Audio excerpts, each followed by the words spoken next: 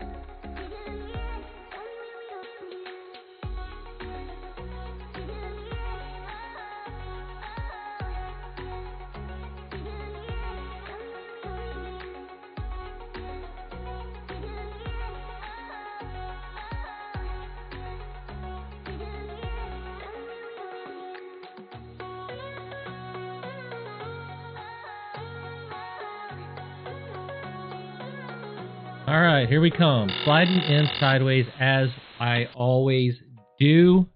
My mouse can be in a complete jerk. I suck at editing and uploading videos, apparently. And my buddy Anthony, who's been working with me all day long, he got on to save the day. What's up, ever, folks?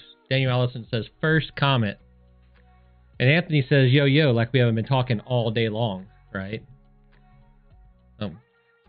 31 people beat me to the stream. I like it. I like it. It's getting cold. Is it cold up north for any of y'all? I know some of y'all are up north.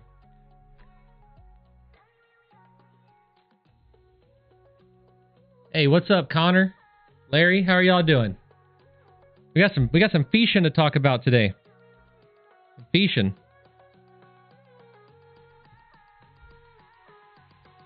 What's up, Kevin? How far north are we? Is anybody freezing yet? It is 68 degrees here, and this is doing okay. 32 in Denton. I thought you said it was going to get cold. 54 in College Station. 41 in Liberty Hill and dropping. See, that's what I'm worried about, is that dropping part. I'm also kind of worried about the fact that my wife is for sure going to make me put the dogs in the house. But my wife is out of state at the moment, so it's may not be her call. Unless she watches this live stream, then she'll be hitting me up. Wahoo, man! We've got some questions here. 72 in Fulshire. See, I've always loved Fulshire. Wahoo says, what's up? I'd like to know what your approach to an area is on a day when it's dark or raining, or when it's super foggy and you cannot readily identify grass beds, bait, pushes, etc. Well, that's timely information, because that's what we're about to be doing, right? When it's foggy, I just know that I'm gonna have to get closer. I'll slow down and troll in a lot more often, to where, you know, I want to get in there and look at it without just committing to it, but I want to make as little as noise as possible. I've never been out there whenever it's just raining so bad or what that I really can't see pushes or whatnot. Identifying grass beds and whatnot whenever it's dark or cloudy or, you know, dirty water, that's just where the time on the water comes in. There's really no way around that one. You just got to kind of know it's there. You know, if I really had to, if I really wanted to know, then I just throw out something heavy or something with trebles that sinks and see what the bottom feels like. But yeah, when it's dark or raining, you just got to take it slower and roll in there how you can. Oh, Delaney says, "What's up, buddy? I guess the kids went to sleep." Jose, welcome to your first live chat, amigo. Glad to have you here. Joseph says it's still 70 in Corpus. I grew up about 30 minutes from Corpus, and it was always 70 or above, and the wind was always 30 or above, and I was there for 21 years. All right, Wahoo, how do you determine what you're doing in these instances? It's one thing to be able to see what you're doing during the daylight or fair weather conditions, but curious your thoughts on that. I guess maybe you're talking about like fishing at night or when it's dark or something. Give me a little bit more to work with there, Wahoo. I'm not real sure. But if it's dark, it's all by feel. I've had people tell me that you have to go when the lights or when the wind is low so you can throw your top water and work it and hear it at night. And I consider that to be complete nonsense. It's all by feel. You know, I can feel my lure working. And if something thumps it, I can dang sure feel it. And I feel it's kind of the same way at the top water, really. I think it might actually help my top water because, you know, one of the main rules of a top water is you're working it and then they hit it and then you kind of want to feel the weight and then set the hook. So a lot of times when you can see it, it's tougher to use. Wahoo says, sorry to split that message up. The chat only lets me put 200 characters. But yeah, you know, it's just like anything else. Whenever it's dark and dreary and raining or whatever it is, you know, you're kind of going slower and filling things out. But you know, I've been out there in some pretty bad stuff, and you know, you can really still see the bait and whatnot. You pushes, and what I run into trouble is when it's really windy and you can't see pushes and like that when you're sight fishing, and then it just becomes, you know, the grind that we all talk about. I don't know that there's really an easy answer to that. Daniel Allison, do you have any plans to compare the Japanese DC reels? I saw your video on the SLX DC. I personally use the Scorpion, and I'm slightly concerned I should have got SLX or Corrado. I can. That would really depend on Mike over at Anglers Anonymous, whether I can get a Scorpion from him. I think Delaney has a Scorpion, and I'm not sure if it's a DC or not. If it is, I might be able to borrow it from her. But yeah, that last video with the SLX DC did pretty good, and I know that I can do it better. A lot of y'all, I don't know if you realize this or not, but I had a 9-year-old recording up my nose the whole darn video. But yeah, I've definitely planned on comparing the two because Mike Ashworth over at Texas Fishing Force said there's no comparison. The Corrado's better. And then a lot of my comments said that the SLX is better. So I'm going to compare the two. And then I'm probably going to bring Mike from Anglers in as well because I want to talk about, you know, what he sees going wrong with them, you know, things like that, longevity purposes on that. But yeah, no, I definitely plan on doing it. Whether or not I do it with a Scorpion or not, that's just going to depend if I can get my hands on one. I might see Hughes at the fishing show. He may have a Scorpion I can try. Hughes is like the main guy over the region on Shimano, or he's up there. Don't get me lying exactly what he is, but he's up there, and I might be able to get one from him. But yes, I do plan on doing that. Daniel. Larry Robertson, what are the res and specs hitting in the back? I think it says in the back lakes right now. Man, we're getting into the time of year to where the shrimp are kind of out. I'm throwing swim baits and stuff like that. I'm starting to get more into imitating the fin fish and whatnot. And then as the spring rolls around, we're going to be getting into shad hatches and whatnot. So paddle tails is pretty well where I'm going right now. Maybe some top waters if the water's a little bit warmer. But right now, lots of paddle tails. And if that doesn't work, a pop and cork and a gulp just almost always does it. Carlos Bazan Jr. says, what's up? Happy birthday, Carlos. I saw that on Facebook. I'm sorry I wasn't the first guy to tell you happy birthday, but you were one of the first guys to support me. So happy birthday, Carlos. Hope it was a great one. G6 says, Clayton Cody here. What's up, buddy? What is up with you? Larry says, I like the Zebco 303. I like it too. I use it primarily over anything else, honestly. My favorite thing about it is whenever I'm running in the boat, I can face it forward and it's aerodynamic and really gets going for me. So that Zebco, it's strategic in multiple ways. Raymond Whitlock says, you oughter do better. I oughter. There's got to be another way to do it. Maybe a better way to do it. Delaney says, mine is regular, not DC. Everybody, hey, Parker, wake up, son. That's not my son, Sean. Delaney says mine is a regular, not DC. So everybody thank Delaney for being of no help here. Appreciate you, Delaney. R. Weller says, have the Corrado and love it. In the last year, how to throw bait caster is the best. It's a, man, it was, there was somebody on my video. I don't know if they were being snarky or not, but they did the little face and said something about that kid had the perfect release point right off the bat. That was the first time he's ever casted a bait caster, and it took really good care of him. Now, he's been throwing spinners since he was 3 years old, so the boy has an idea how to make it work. But it did really well. It did better than I thought it would, honestly. Redfish Outdoors. Hey, one day I want to be a fishing guide in Corpus Christi, and I'm just wondering how to get started. Man, that's a really long discussion. I'd be more than happy to talk to you on the phone whenever I have an opening. Man, it just, number one is just know your water. Know your water, know your water. Don't get in a big rush to do it. One thing I can tell you about guiding is, and I'm going to be doing some videos about this, here not too long, but one thing about guiding is that everybody talks about living the dream. It's the greatest thing in the world. It is a good job. It's a good job. You meet a lot of really great people. I mean, I've got 65 great people in chat right now. I've got some people that I consider some of my closest friends, and I wouldn't trade them from the world for it. So it's a rewarding job. I spent over a decade sitting at an office desk. I get it. But know your water and understand that it becomes a job. It definitely becomes a job. Things start hurting.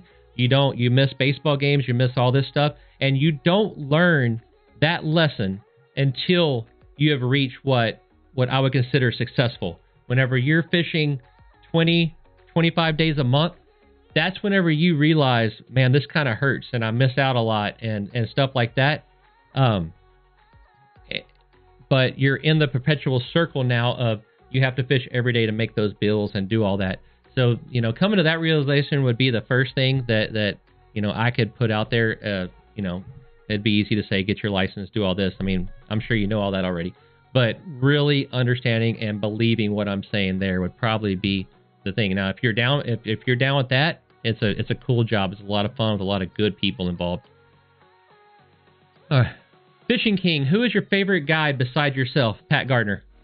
Pat Gardner. A lot of guides, love them all.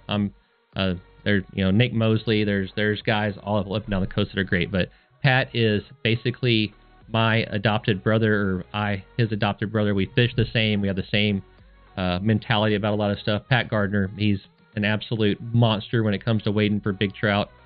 Did I say Pat Gardner yet? Roger Laredo, your channel is great, bud. I just began using artificials and yet to catch my first fish. You got any tips to shorten the learning curve on finding and catching with those lures? Dude, I wish you would have hit me up in October, because from October, November, December, all you got to do is throw it in a spot. Now we're getting into the grindy stuff. Just keep refining your craft, man. I mean, I've got a lot of content out there on messing with it. I'm always open on Facebook Messenger. Sometimes it takes me a week or two to get back to somebody, but I'm always there. I'm always ready to do it. But just keep fishing, find those signs, and keep casting. One thing you can't do is catch a fish if your lure is not in the water. Captain Caleb Cavazos, what's up, Cap? Oh, sorry, I gave Pat dibs, Captain. Caleb Cavazos, he's my favorite right now because he's watching me. Roger Laredo, I have the Corrado DC. I'm liking it so far. John Parkoff, recommended caliber for otters. Otters are just high caliber animals. They're dangerous and go away, John. Have you used any other high quality rod bands that isn't Laguna? Yes, there's very little that I haven't thrown. Whether it be borrowing one from my buddies, checking it out. There's a lot of guys get on my boat that are pro staff for other companies. A lot of customers get on my boat that have a little bit of everything. And if you fish with me and I see a fish and I can't reach my rod, I'm going to grab yours without even asking. I'm sorry. That's just what I do. Yeah, I've used a whole lot of them. Absolutely. I'm not really going to get into, what I think of all of them. I'm just going to, I've been with Laguna 10 years. I'm very happy with it. And I don't have a single reason in the world to go anywhere else. How's that? Gary Barney, missed you at the POC freeze out. Real freeze coming tomorrow. Gary, this is the first year I've skipped that thing in several years, and I have no regrets. Although I was supposed to go fish with Daniel. They called me Thursday and said they were down a man and needed a stick. And I told them, I said, if y'all are just absolutely up a creek and cannot find anyone, I will show up. And they ended up finding Caleb Rush's friend came and fished with them instead. And they won big redfish. So that would have been exciting. But I honestly think that anytime Daniel fishes the tournament and I don't fish with him, he's guaranteed to win something. That's just how it works. I think he won 20 grand last time I couldn't, and he won 8 grand this time. I should be cut in on it, I think, right? Roger says, also like the Daiwa Coastal. I haven't actually just put in time with it. I've casted it a couple of times. Wahoo says, wouldn't mind seeing a comparison on a Laguna Texas Lightweight or 2, or really into them with a regular micro guides against Spiral Wrap. You know, we should do that. We should do that. I hear all kinds of, this and that about them. We should do that. I'm gonna have to get 2 of the exact same rod, one spiral and one knot. That's a good idea. I'll put that on the list. Captain Caleb says, we had a blast last month. Thanks again for the hospitality and just the fun conversations. It was fun. Caleb came and fished with me a couple of days. We had a good time. It was a nice break of the pace. James Scarberry, hey Cap, what do you think about the new trout regulations? I don't have a problem with them. Don't unsubscribe to me for this, but I don't have a problem with them. I've been directly involved with people with the CCA. I was talking to the biologist before, weeks after the freeze. The biologists were saying this is going to be years and years and years to recover. So the wheel was set in motion a long time ago. It's not a new thing that's popped up. We've been expecting this for a long time. I know that I made a couple of videos and I've made a lot of comments and posts about, what we could expect and whatnot. And then Parks and Wildlife put out some sort of super botched report on a lot of systems in the way that I saw that it said 101 trout died in Matagorda during the freeze, but I have, I was there. That's not factual, but it got a lot of people leaning to everything's great. And then the Gillnet surveys came back and on average 40% down from the 10-year mean, along the middle coast. Something had to happen. I've discussed this.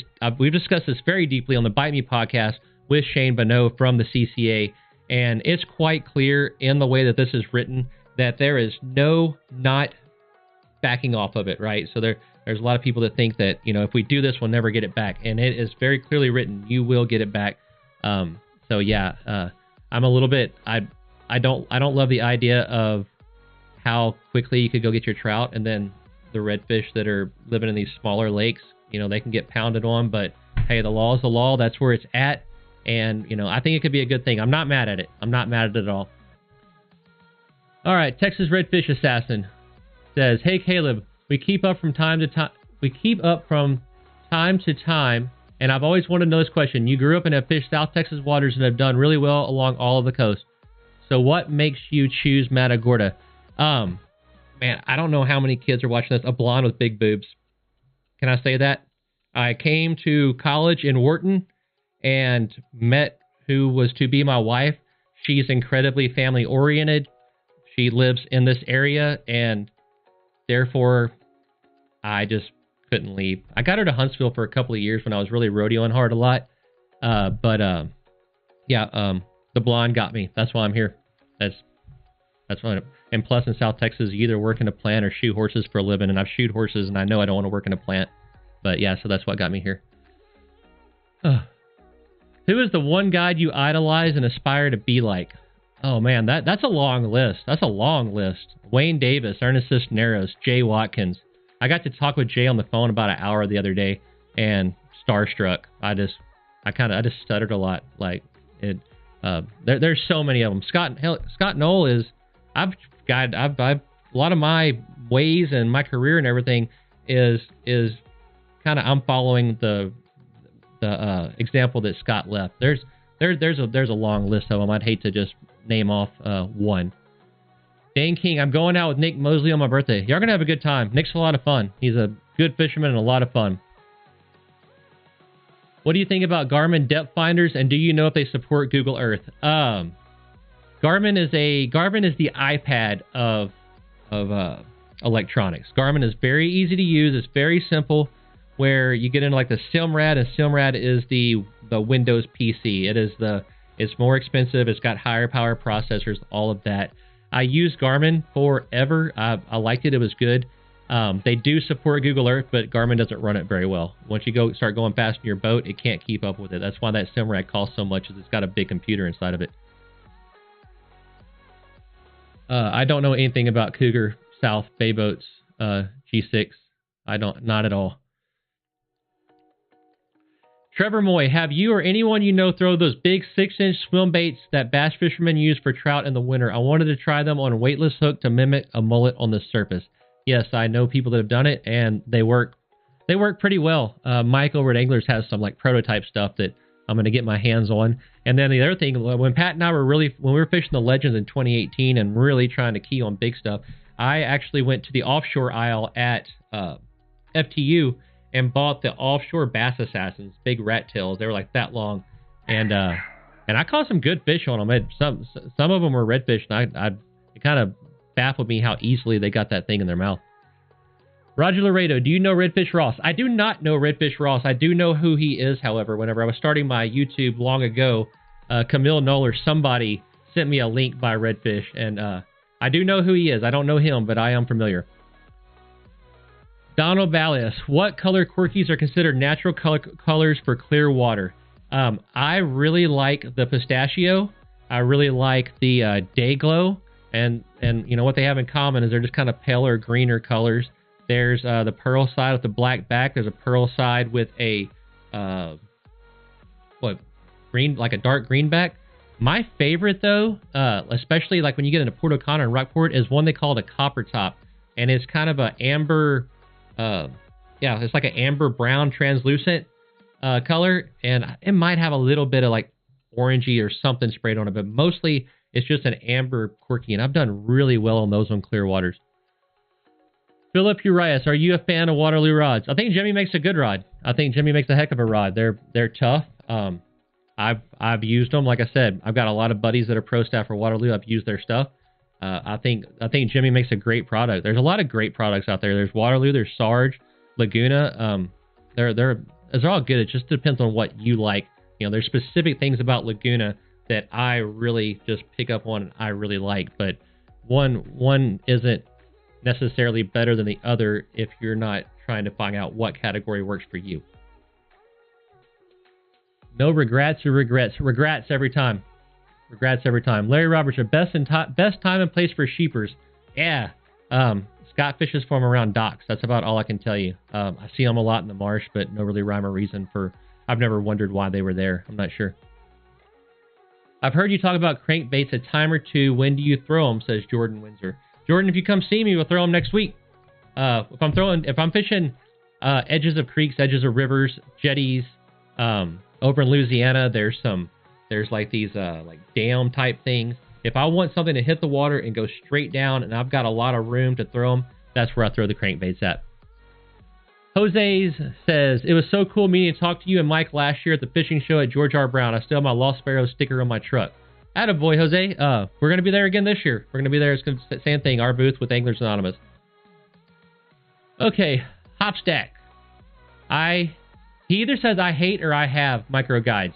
If you tie the shock leader braid to mono, the knots get hung on the eyes. I say he said he hates them.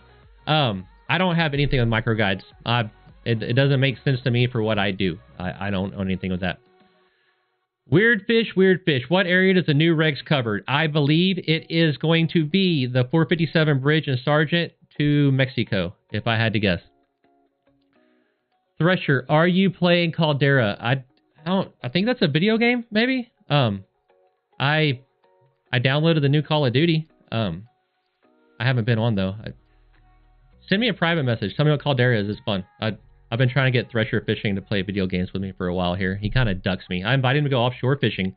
Hey dude, free trip. It's gonna have fun. We're gonna party out. He said his truck wasn't feeling it or something. I think he just wasn't feeling hanging out with me, right? Larry says, yo Thresher. See, we're friendly people, Thresher. A.R. Weller, with the change of the trout regulations, how do you think the redfish will be affected? Man, I don't know. There's people that argue if they're blue in the face that you cannot hurt redfish with rod and reel, and while I believe that could be true in the bay or the rivers or jetties or whatever, if a back lake has 100 fish in it, I'm talking about like a small, back lake that's back a little bit, that, it's not right off the intercoastal or something, it has 100 fish in it, and you go to, going in there every day and catching 12, pretty soon it doesn't have 100 in it. So I don't know. I don't know what to expect. That's something that's been on my mind, because as y'all know, I'm a redfish lover. Griffin Salmon, greetings from Northeast Florida. Thanks for all the quirky tips. Help me stick my PB28. Looking forward to the upcoming cold months. That's what I'm talking about, Griffin. You ever, I mean, don't give me your spot or anything, but you like the Indian River area? Or, yeah, I've been hearing a lot of stuff from over there about some of it's really messed up, but then I've been seeing some good fish caught over there too. I'm glad you caught your 28. That's awesome. I appreciate the kind words. Thanks for letting me know. Send me a message or a picture of it on Facebook or something. Wahoo says, I run the Texas 1 Unleashed chip on my Silmrad. Is this the same chip as you run? If so, what level? Also, do you know how often they update their maps? I need to update mine. That map, so I run the standard, it might be the Texas 1, but standard mapping is who makes mine. Run into my Simrad. It runs really well. The level, I think I have the pro level just because that's what I got. The pro level, the only difference is that it shows you some safe routes to run here and there. But as far as updating it, I think it's just like imagery. I don't think that it's live. So I don't know that it updates. It's just pictures on a chip that your GPS reads. James, you're shooting that otter with way too much lead, bud. Easy.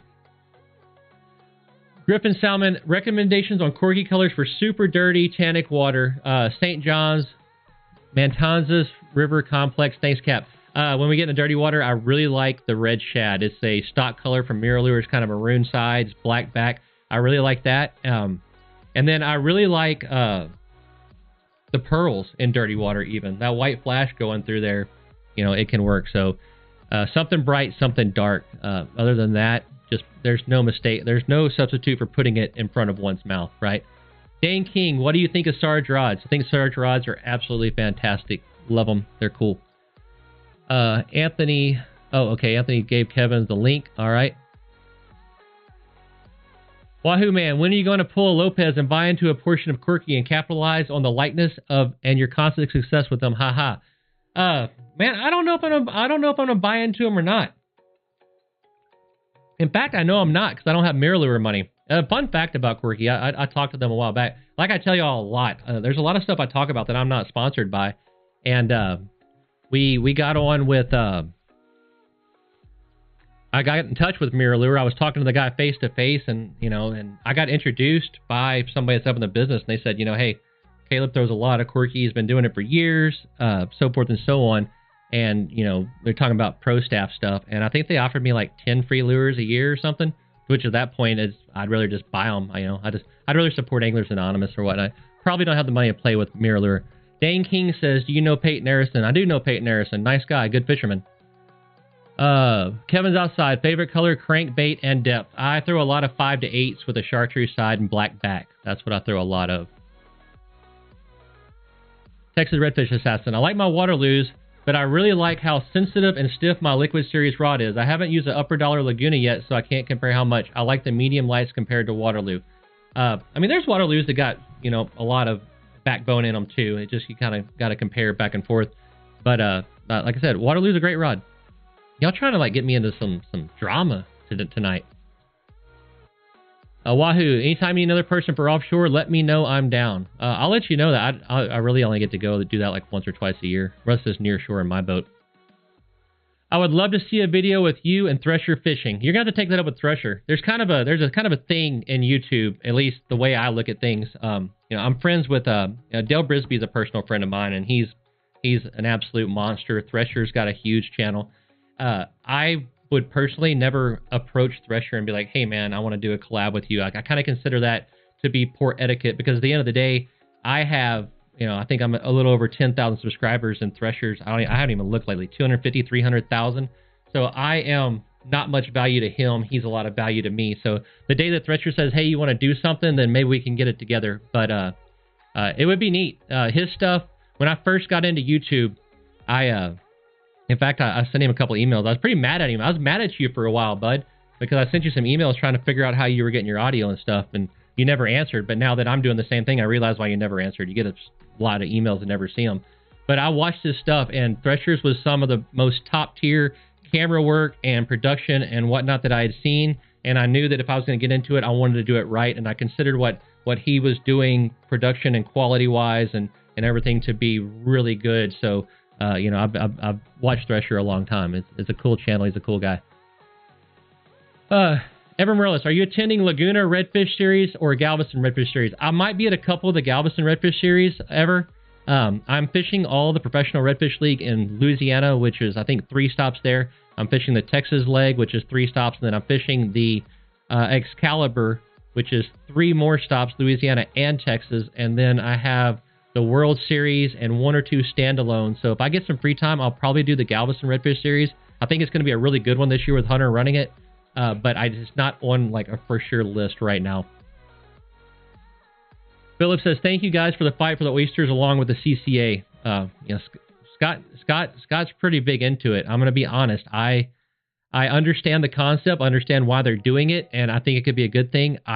That's just one thing I have not done well keeping up with. Do you know what has been working as Sergeant? Plan on going back up there later this month. Again, paddle tails, Quirky's Fat Boys, stuff like that. That's probably what I'd be using. Donnie Jackson, checking in from West Texas. I bet it's cold up there. Tips for catching my first keeper redfish. Love your channel and podcast. Man, like I told the guy earlier, just fish. In the spring, they'll school up and get a little bit easier to catch. Right now, as the water's clear, you should be able to see them if you go out. But just fish. And right now, we're in a season. It's hard for me to give you all direct answers because it's 70 degrees one day and 20 degrees one day, and it's making the fish just do this, right? So it's hard for me to say, yeah, go focus on this. Right? This is the time of year where it can get pretty grindy. Love your channel and podcast. Thank you so much. Roger says, I'll take a free offshore trip, and I'm way cooler than Thresher. Ooh, shots fired. All right. Griffin says, Indian River Lagoon is definitely recovering. Been a long process, but seen fish up to 34 inches this summer, so it's looking promising. Haven't picked anything better up than 23 out of there since the big algae kill. That's good to know. I'm going to come out there. I'm going to fish out of fishing out of Stewart a couple of times this summer. And then I got some friends that fish that Indian River, so if I get a time, I might have to go check it out. I've never actually got to fish it before. G6 Custom Creations. What do you think they're doing? What do you think about what they are doing over at Release 20, and are you going to cast it forward? I wish I knew exactly what the cast it forward is. I'm gonna say yes, although I'm not 100% sure what we're talking about right there. But yeah, Chris Bush over at Speckled Truth, Resell over 20. I think it's great. Chris will never say it out loud. I'll say it for him. He spends a ton of money out of his own pocket just to make this happen. He doesn't make a penny for what is sent into them. I think it's absolutely outstanding. Chris and I met way back before the Speckled Truth, and as far as I know, the Speckled Truth was a Facebook page first, of which I was a moderator on. And then I was moderating some other pages, and it got to the point where Speckled Truth was getting so big and so fast that I couldn't keep up with everything else, so I had to bow out. But I still talk to Chris very, very often, and I think everything he's doing is just terrific. Wahoo said it'd be cool to see you at the Indian River Lagoon. Oh man, it jumped on me. It'd be cool to see you over the Indian River Lagoon or Mosquito Lagoon. Chase one of the slob trout. They are famous for one of your out of Texas trips. Yeah, so here's what we're going to do. Griffin's going to take me to all of his favorite spots, and then I'm going to drop pins on YouTube and tell everybody where they're at. It's going to be great. I'm just kidding. Hey, Anthony, go ahead and get this Love Face XYZ out of here, please, sir. Thank you. Yeah, just take care of that for me. It'd be cool to see you go fish the Indian River. Yep. Hey, I guess we're going to have to do it. Delaney Scamardo says, support Anglers Anonymous. Mike is the greatest. Mike is absolutely the greatest. No other. He's just the greatest. Mike's awesome. He's got big muscles. Okay, Mario Luna. 4 minnow colors that will never leave your box. Okay, Pearl. The Texas Croaker made by DOA. It's a purple back with a gold side. I saw one that I think would be a contender that Mike Bossy made. I think it's called Bourbon Street or some Mardi Gras or something. I know it was a gold back or purple back, gold size, white belly. That was really neat. But the pearls, the pearl with the chartreuse tail, a red shad color, and then that purple and gold. Those are the 3 that never get there. Larry says, "Hey Thresher, are you carrying your driver's license number?" maybe. What's your 2 cents on making croaker a game fish in Texas? Man, why are y'all feeling so controversial tonight? I don't understand why y'all are trying to get me yelled at right now. Man, you know, I've told this story a million times, and it's this: the croaker in a handgun, right? The croaker is dangerous as the person using them. I've been croaker fishing 2 times, I think. The first time I ever went, and it was an accident, and I promise you an accident. I was going fishing with Eric Renteria. Eric is, you know, I've always looked up to Eric. He's a killer tournament fisherman, and I got a call a long time ago. He was pre-fishing a tournament, asked me if I wanted to come, you know, hang out with him and quote, help him find fish. I really don't think Eric needed help finding fish. I think he was just, you know, looking for the new kid to make friends with or something. And anyway, so I got there and we were going to throw plastics. About 4 a.m. I got there, I walked up and there's Eric, and he says, hey man, I've got a guy wanting to book a trip last minute. You know, I could use the funds, but you're still welcome to come with us. And I said, all right, cool. He said, but we're throwing croaker. I said, well, I don't even know how to throw a croaker. And he kind of laughed a little bit. He said, oh, you're going to figure it out. And by 8 o'clock in the morning, I think we had caught 100 fish or something. I mean, just countless. It was like every cast on the. But of those 100, 99 of them were hooked in the corner of the mouth and swam away. So you'd feel a thump, set it, and get him in the boat. And honestly, the fish was tore up less than if you were using a quirky or a topwater. Because there wasn't just hooks all over. It was one hook right here.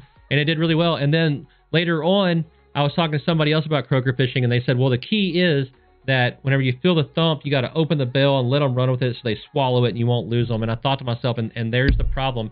It's not necessarily the bait as much as it is the mentality of it. And but croaker in itself, I'm not mad at somebody just because they buy croaker and throw it by any means. So as far as making them game fish, I've never gotten to eat one, so I don't know if I would like it or not. But you know, that's not 2 cents, Connor. I gave you about 7 cents out of that. Dane King says, "What's your favorite wading belt?" I use a hook set. I've had the same hook set for 7 or 8 years. As kind of a buy one and never have to worry about it again situation. I'm your troll. Let them go. Let them grow. Release anything over 20 and anything 20 and over. There you go. I mean, I brought 3 sand trout home the other day. They were all like 17 inches. And me, my wife, and my son, I cut them up in pieces and fried them, and we didn't even finish them. I went kind of heavy on the French fries as a disclaimer. But yeah, you know, we go fishing for fun. Let's just keep it fun. I mean, if you're from Austin or whatever and you want to take some fish home and that's fun to you, do that too. It's great. All right, Roger Laredo, why does Scott's voice always crack? I assume that you're probably talking about the bite me. It's because a lot of the times while he is talking, I react with my face a lot, and he can't take it, and it starts making him giggle and crack up while we're leading into a topic. I'm your troll says, I fish only for fun and release everything. I'm kind of with you. That's what... The rod bent over, some sound from the drag, day made. I'm good with it. I do bring home a redfish from time to time to, you know, eat with the fam. They're delicious. Love them. Nothing wrong with it. Jose says, before I go, thank you for your hard work and making these videos. I have learned a lot. Stay cool, be safe, tight lines, everyone. Thank you so much, Jose. Thank you for coming by, bud. Wahoo, do you ever throw any shrimp imitations like DOAs or voodoos? I know you throw a lot of quirkies and plastics. I do, not as much as I should. I'm probably going to be doing it more. I had DOA come fish with me, Mark and Ed, the 2 main dudes. They came and recorded a TV show with me this summer, which I don't know when that thing's coming out, but they came and recorded that with me.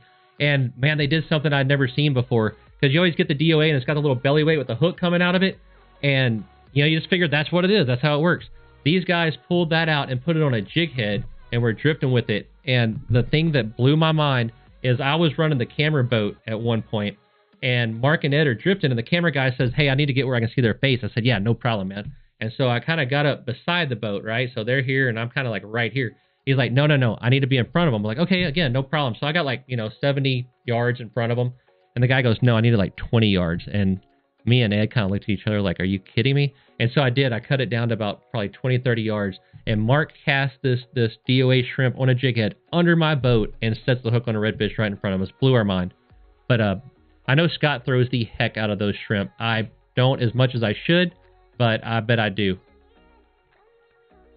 Croaker is not as much fun as lures. It's your prerogative. Is that the right word? I agree. I'd rather catch them with lures. That's what's fun to me. Maybe some people just want to be sure they catch them. So, I will say this. I fished with Croaker twice. The first time it was every cast. The second time never got a bite. They're not as automatic as everybody thinks they are. I'm your troll says I've been killing redfish with voodoo under a popping cork. I've heard that. I haven't done it. I usually use the gulp shrimp under a popping cork, but I have heard that they work really good. Matagorda Magic, new boat owner in October. Matagorda did okay in the fall months, but struggling this winter. Tips for bay, river, and winter with colder water. Work the edges. 1/4 ounce jig head, paddle tail of some sort. Throw it up on the edge and just hop it down the bottom. Hop it down the bottom.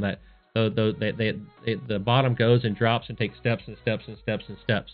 And so you're just hopping it down those steps, and that's usually what'll work. I throw a lot of chartreuse stuff in there. Griffin said, I'll make it happen. Heck yeah. All right, y'all heard it. Griffin said, put all of my spots on your YouTube. Y'all heard him say it. We got to do it now. How about a catch, clean, and cook? Be cool to see some of your recipes. I actually thought about that last night. I have a redfish recipe that is just next level. It involves cilantro, tomatoes, butter, lemons. I mean, all kinds of stuff. The video would probably be 2 minutes catching the fish and 10 minutes cooking the dang thing. But I was thinking about doing it with the redfish last night. It's probably going to be on there. I'm your troll says, no, redfish are my pets. Sorry, dude. I'll get the one that always poops on the rug. Nobody wants them around anyway. Dane King, any tips on finding trout?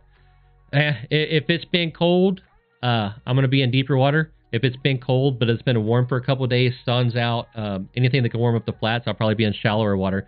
Other than that, it's just today. I mean, right now it's just an adapt and hedge your bets situation. That's just the way it's going to be until the spring.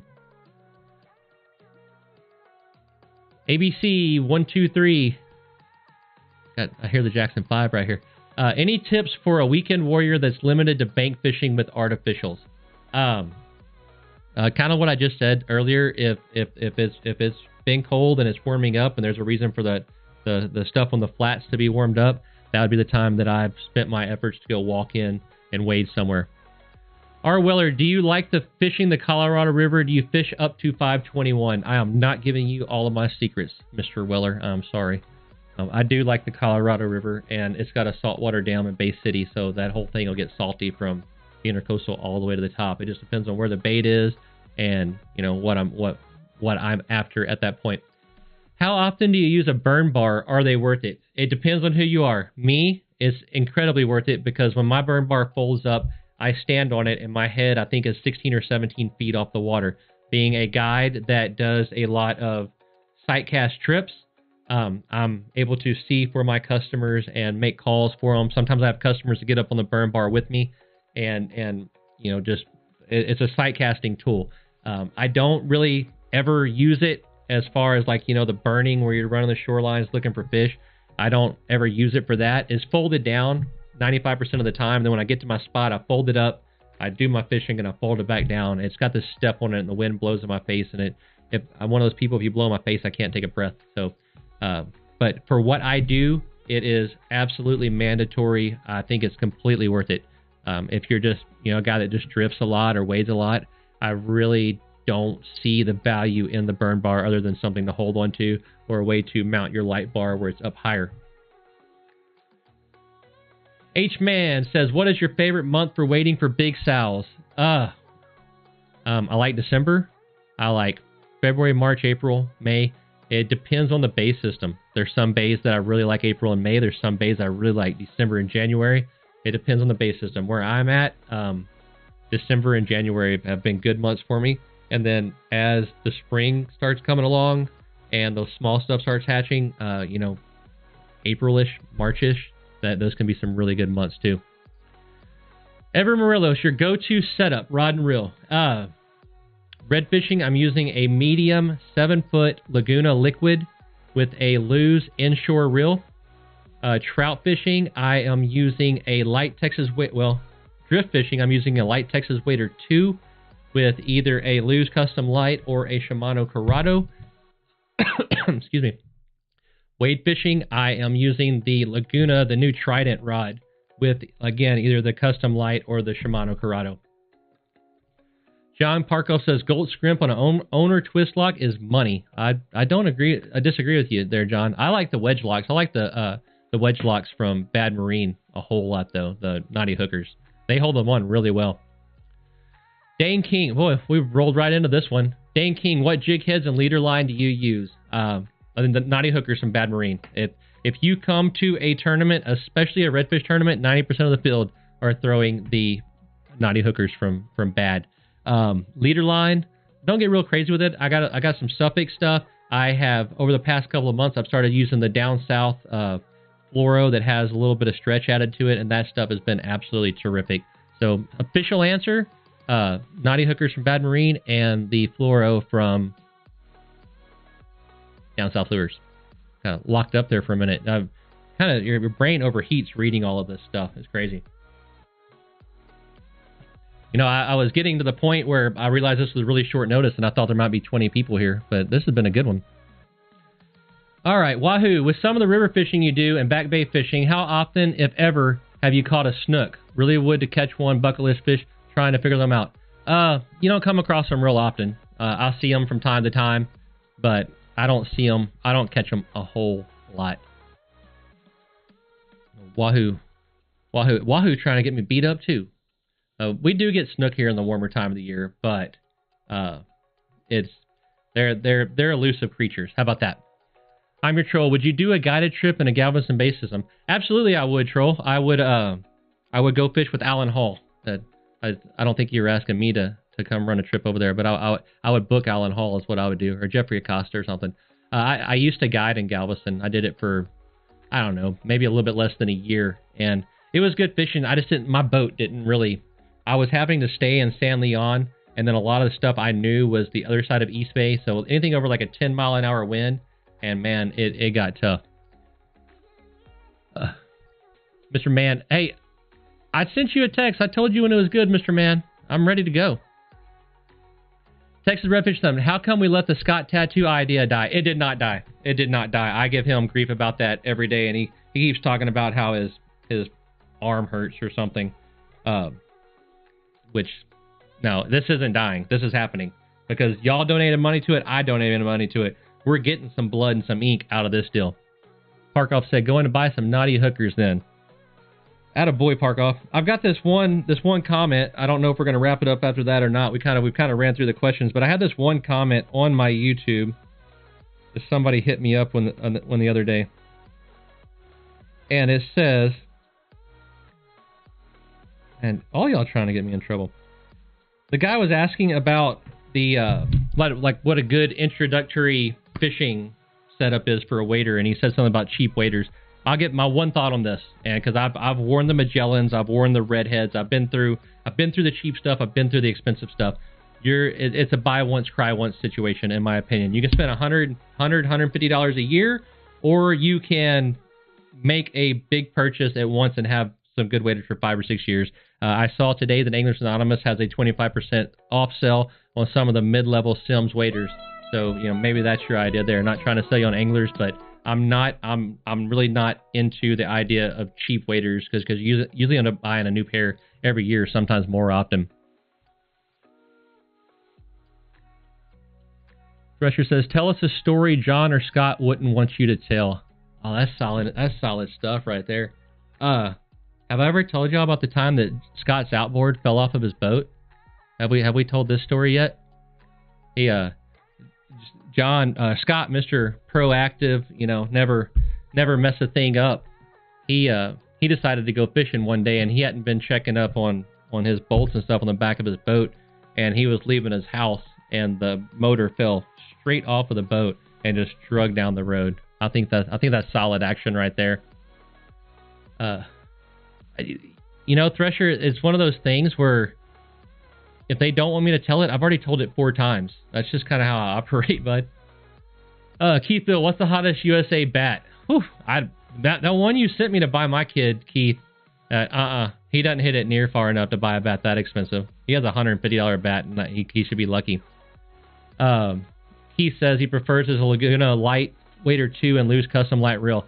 I think it's a great rod. I mean, that is a great setup right there. There's no doubt about it. I know I've been doing some Shimano stuff lately. I have reasons why I'm doing that, and none of it has to do with the quality of a Lew's reel. That's pretty much how I'm going to put that for now.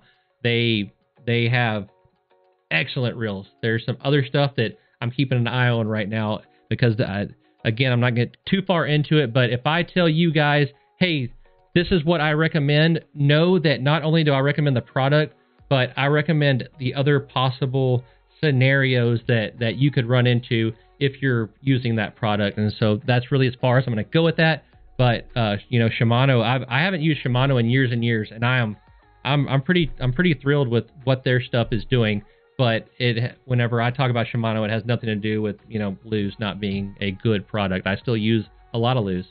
And no, I'm not Shimano Pro Staff either. Maybe someday, not right now. Do you share Scott's opinion on white sunglasses? Man, I'm not trying to stereotype. Nothing like that.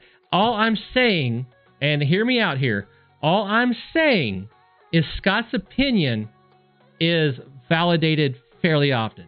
How about that? If I see somebody with white sunglasses, I don't, you know, just jump off the whole stereotype wagon. But there's a lot of times I sit back and watch them and go, you know, Scott wasn't far off. How about that?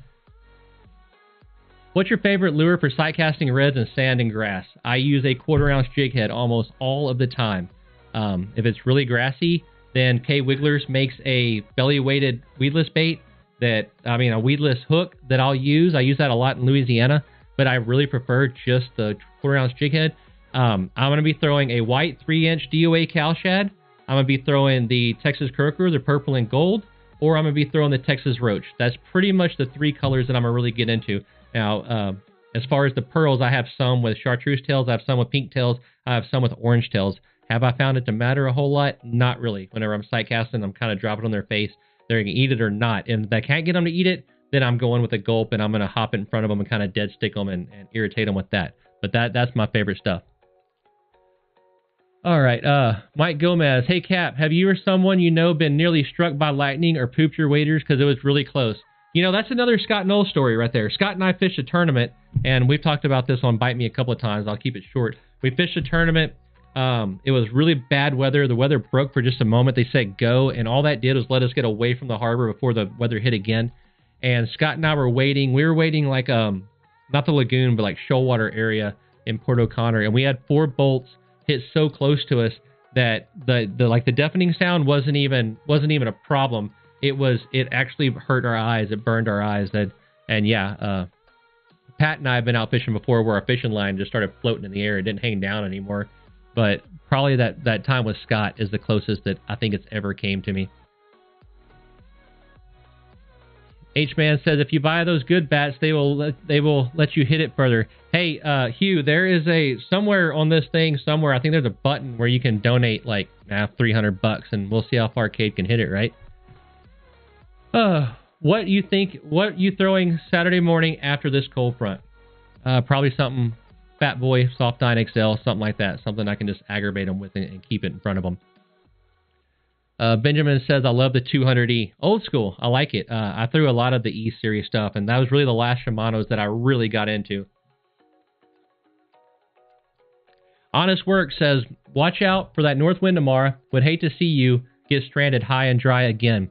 Anthony, could you kick Honest Work all the way to Thresher's page? I'm just kidding. I will not be out fishing tomorrow. My wife is in Nevada, and I am in charge of the child. I had to go meet with his teacher yesterday. Turned out interesting. If y'all think my videos where I'm reading the comments and everything and you know, kind of passive-aggressively messing with people are bad, you ought to see me in a meeting with a math teacher. And not necessarily because I think she's treating Cade poorly, just because I still resent them that much from whenever I was in school. Weller says, really appreciate this. Love the channel. I have a good time doing it. I really like to do it. Free Texan says, keep that Texas Croaker on the down low. Shh. Bad news, dude. I did a video on Texas Croaker last summer, and DOA sold out. But I have about 7 pounds in the boat, so I'm good on that. John Parkoff says, really, Anthony said, on it. Watch out, Honest, you're gone. Really enjoying the Laguna Light Texas Wader 1. Not enjoying the Chronarch MGL as much as my SLX DC. The spool tension knob seems to loosen up on the Chronarch. It needs a detent. John works on Porsches. He knows fancy words like detent, right? So I have been throwing the Corrado MGL, and I've been pretty happy with it. That SLX, whenever I took the computer, you know, basically turned the computer off and let that knob go, that thing cast like a champ. It was pretty cool. So I can see how maybe you like the SLX more than the Chronarch. I haven't had the Chronarch yet. I'm gonna mess with it though.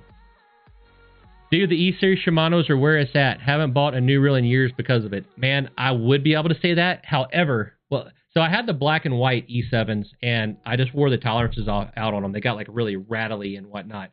And then the rest of my stuff was all the cores. I had a bunch of cores, and I really like the cores, but as a lot of y'all know, they just melt from salt water. They've got magnesium in them, and eventually they're just going to melt out on you. And that happened. I couldn't find frames for them, and you know that was all she wrote on my E-Series stuff. Dane King, have you used Marker 54 lures? I have before. I went and fished with Josh from Marker 54, and they were good. They were kind of more of a spinning reel lure. They were lighter, at least for my taste. Josh, but that was back when he was just getting started. So there is an absolute possibility that he's come out with something new that has more weight to it. But they're cool. They look good. They work good. All that kind of stuff. Griffin said, just upgraded all my rods to Shimano DC reels. Corrados are amazing, but the SLX is a good alternative for a decent price. Can throw 1/16 flukes into 50-mile-an-hour winds, no stress. I believe it. After doing that stuff, reviewing it, I believe it. Texas Redfish, love meeting you and Mike at the fishing show last year. Highlight of my year for sure. Let's get you another highlight this year, man. Jason Black. There's Jason. He doesn't answer phone calls or texts, but he shows up for stuff like this. Really like my SLX DC. Could do without the noise it makes when you cast it, though. If you turn all that stuff off, it doesn't make that noise anymore, Jason. But you're right. That sound that it makes, once you hear it once, it's in your head the rest of the day. Wahoo, ain't nothing wrong with the cores. It sucks what the sea does to them, but dang, they felt so good. They were great. And ABC says, love my SLX DC. So maybe my review wasn't a complete lie. So we're gonna be coming out with some new stuff. Like I said, I love doing stuff like this. I love getting the messages from y'all on the messenger.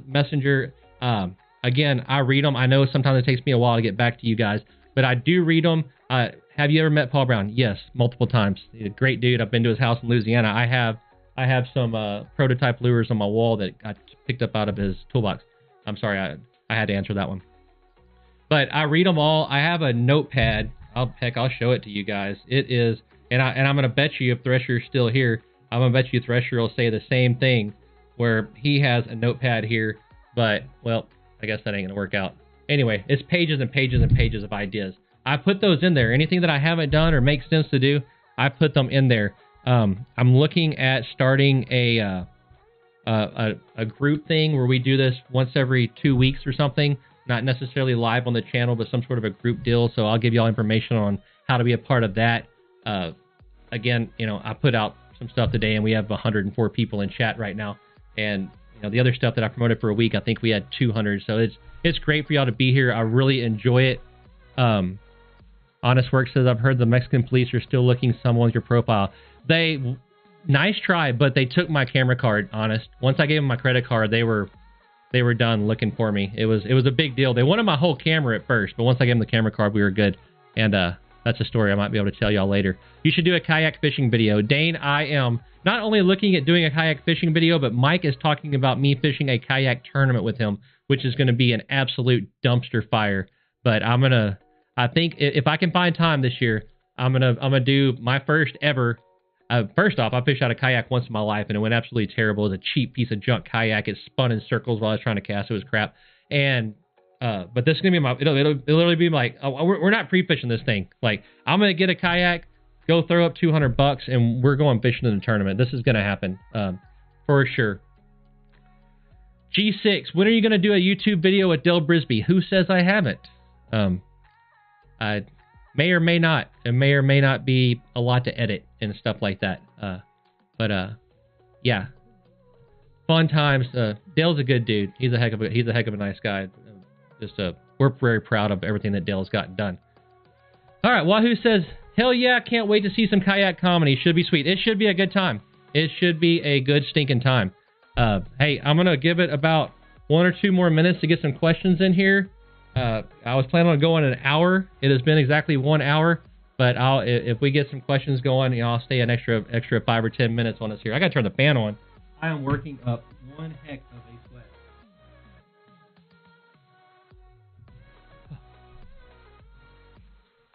Texas Redfish Assassin said, waiting to get some more of those guitar videos. Anybody that's a guitar player knows that sometimes you find yourself at midnight sitting in your underwear trying to figure out some song, in the chair by your computer or something.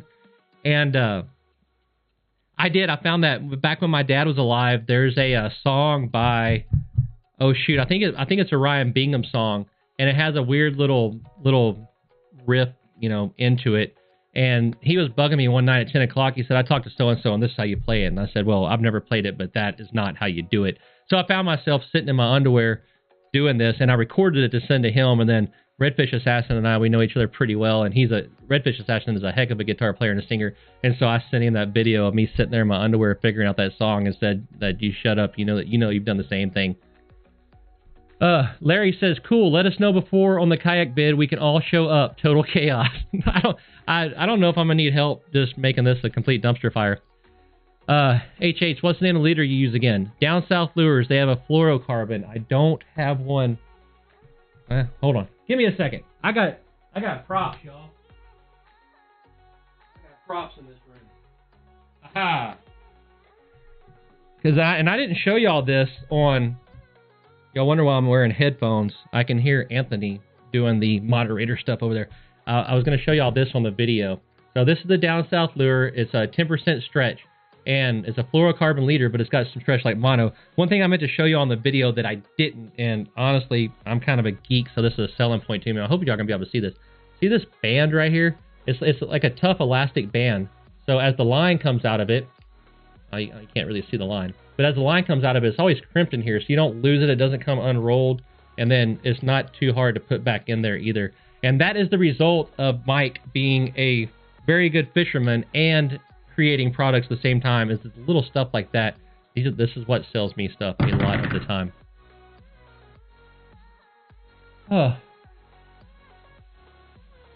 Wahoo says, I'd like to hear some more of your history of Cody Canada and the Cross-Canadian Ragweed Boys after you showed me how much CCR memorabilia stuff you have. Love those dudes. Yeah, I was fortunate enough to get to spend quite a bit of time around those guys. My uncle is a musician. He recorded with Mike McClure quite a bit. Another one of my friends was a guy that traveled with Cody and them and took pictures and, that kind of stuff. And then in my very early years, I lived with a guy named Prentice Barnon in San Marcos. Prentice was on Nashville Star. He lost out to Miranda Lambert.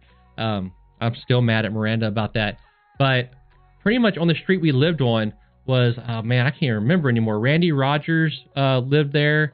Cody and them would come down and hang out there. I think Blue Edmondson was, these were just people that hung out around town right there. And I don't know, I got the pleasure of, being around them a little bit. Cool guys. Texas Redfish Assassin, convince me right now not to drop out of college and pursue the fishing career. By the time I was at 34, 35 years old, I had 2 herniated discs in my neck, my shoulders pretty well whacked, my elbows suck, and we live in poverty for fun. So how about that? Stay in school, bud. You don't have much left. Have you read Rudy Grigard's book, Plugger? I have, multiple times. There's going to be something new coming to the channel that is going to be very cool. It's going to be somewhere in the idea of that. Not giving everything away right now, but I'll tell you this. There's a bunch of money being spent on microphones right now, a bunch of money being spent on cameras right now, and let's just say words like Wayne Davis, Ernest Cisneros, Jay Watkins. It's going to be pretty cool. It's going to be pretty neat what we're doing here. It's something that I have not seen done on YouTube. Shorty says, hit the like button, everybody. That's what I'm talking about, Shorty. Why'd you wait so long to say it? Come on, man. Will you be the next Dimebag Daryl? Possibly. I cut the wrong kayaker off, or maybe if I look like an otter. Because that's probably poor taste. Yeah. Dane says, planning on doing a trip with you this summer. Sounds like a plan. Aaron says, what's up? What's up, Aaron? Wahoo, man, you're so lucky to have had the opportunity to rub elbows with those Texas legends, man. Jealous. I just right place, proper amount of inebriation. That's really all it took. Daniel McCrae, have you ever forgot to put the plugs in the boat asking for a friend? I did not forget, okay? If I would have thought that I need to put the plugs in and then didn't, then I would have forgot. I never thought that I needed to put them in, therefore I just didn't. And man, come to find out, those $600 Milwaukee drills don't like it at all, or those $300 jump starts. Listen, Daniel, I don't know why you put that stuff in those hatches anyway. I feel like I am not to blame at all this. Aaron says, show these guys how to scan your QR code. I have got to find Aaron. I don't have my QR code with me. I'm going to be doing a video talking about it. Aaron made me these really cool passes that I wear them on my neck at the show. And not only to say who I am, but it has this QR code. You scan it and you go straight to my YouTube channel. Aaron, we're going to figure out how when they go to it, it automatically subscribes, right? But I think that would be great for all kinds of shows. Some of you guys out there in oil and gas, Nate, just places like that where, you're just pulling out this business card all the time. Well, you can just wear your little name tag and say, hey, here's my website, or if you click this, it gives you all of my contacts, all that. My dad was one of the biggest guys in Western art, at least in Texas and the Southwest. Everybody knew who he was, but he always wore a name tag just because, it made people, it made him a bit more approachable, I guess, was in his position. Troll says, who hasn't forgot? That's not, see, Daniel, he's taking advantage of me. All right. Hey, thank you so much, Anthony. Hey, y'all, Anthony, his wife is at the hospital about to have a baby, and he stayed to run this channel for us. So, Anthony, thank you so much. Send me a text. Let me know how the wife and baby are doing tonight, bud. All right, so, man, that's an hour and 7 minutes. I am out of gas. I always get like multiple cold drinks for this thing, and I never get to take the top off of one and get to finish it. We just go and go and go. But hey, thanks everybody for being here. Thresher, thanks for hanging out. Daniel, thanks for reminding me that I didn't forget to do anything. Alejandro says, how you loving your new JH? Love it. It is absolutely killer. Not a thing in the world from it. John Parkoff says, need more likes in the video. Hey, hit like, man. It doesn't cost nothing. It really helps the algorithm and helps it promote it to other people. But hey, good times, a lot of fun. Thanks for being here, and we will catch you on the next one.